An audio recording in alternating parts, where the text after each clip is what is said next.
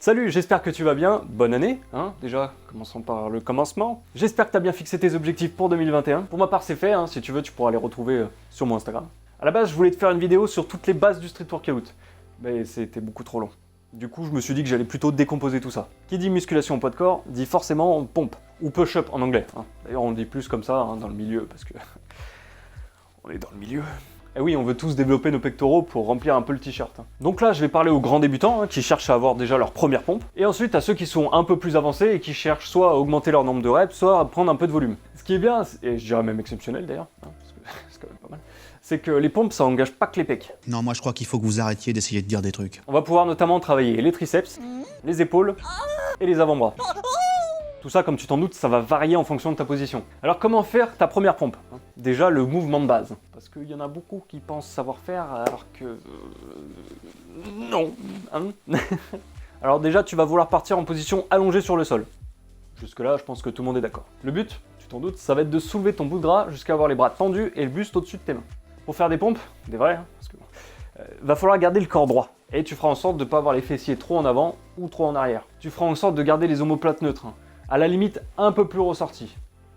À la limite. Et tes pecs, ils devront se trouver au-dessus de tes mains, donc tu seras légèrement avancé. Ça sera utile pour le mouvement. Ensuite, comme tu t'en doutes, sûrement, faut descendre. Tu vas donc vouloir emmener tes pecs le plus bas possible, mais sans toucher le sol. Le mieux quand tu es en bas, c'est d'avoir tes pecs au niveau de tes mains. Quand tu descends, c'est pas tes fesses, ta tête ou ton ventre, hein, mais bien tes pecs qui vont faire le mouvement. Et pour la montée, c'est pareil, tu pousses en contractant les pecs et en gardant le corps bien droit. Pas de vagues ou de trucs bizarres.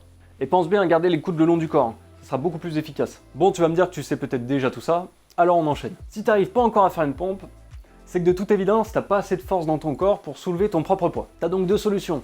Soit tu perds du poids, soit tu prends du muscle.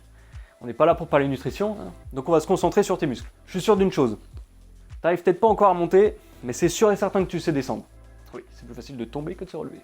Ouais, c'est pas faux.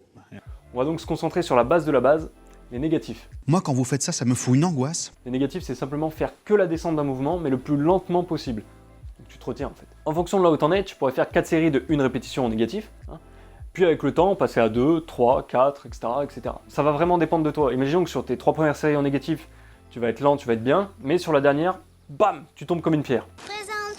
Bah dans ce cas-là, il vaudra peut-être mieux continuer sur ce format-là et attendre un petit peu avant d'augmenter ton nombre de reps. Pour moi, c'est vraiment ça qui va te les travailler. Plus tu en feras, plus tu seras lent. Plus tu seras lent, plus ce sera dur, et plus ce sera dur, plus tu les travailleras. Ensuite, pour faciliter ou compliquer le mouvement, il suffira de modifier ton axe. Si tu fais des pompes avec les pieds surélevés, ça sera bien plus dur que des pompes avec les mains surélevées. Logique. T'as plus de poids vers l'avant. Donc logiquement, plus tes pieds seront hauts, plus ce sera dur, plus tes mains seront hautes, plus ce sera facile. Tu peux donc commencer à t'entraîner avec des pompes sur les murs et descendre petit à petit. Tu peux aussi faire des pompes sur les genoux pour t'alléger, parce que tu coupes tes jambes en deux. Et si c'est encore trop dur, rien ne t'empêche de surélever tes mains en plus d'être sur les genoux.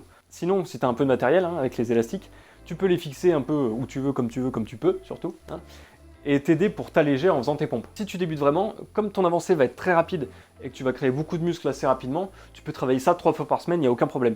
Ensuite, avec le temps, tu te feras une séance dédiée à ça par semaine. Si tu veux vraiment maximiser ton avancée, je te conseille vraiment de partir sur la variante la plus dure pour ensuite revenir sur des plus simples. Comme ça, tu verras vraiment ton avancée sur la variante la plus dure et au bout de quelques semaines, tu pourras, si tu as envie, tenter la variante suivante. Par exemple, imaginons que tu n'arrives pas encore à faire une pompe.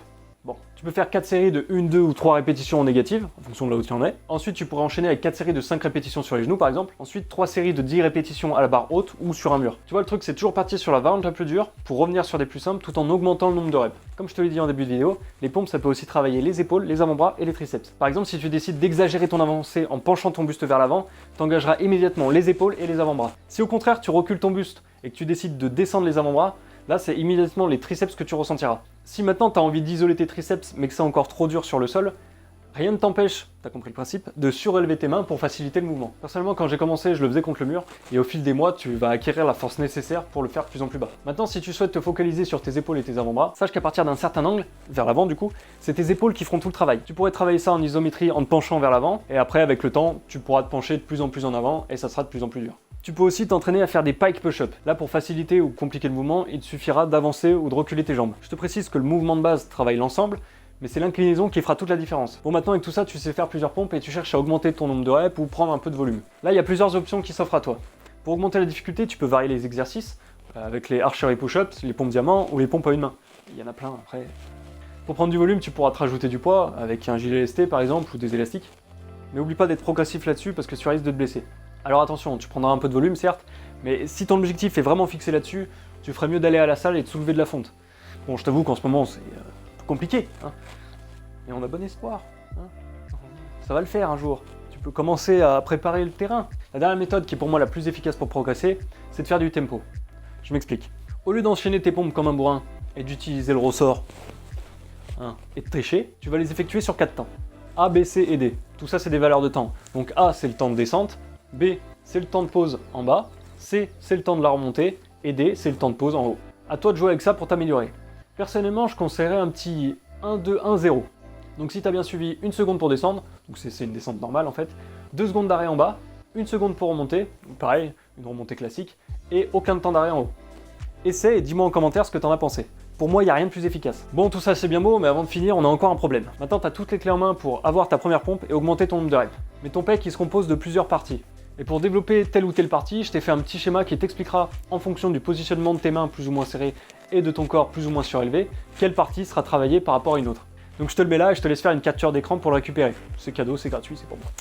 Si tu regardes le schéma, tu pourras même combiner. Par exemple, pied surélevé plus les mains serrées, tu travailleras l'intérieur haut des pecs. Sur ce, j'espère que la vidéo t'a plu, partage-la, abonne-toi, matané!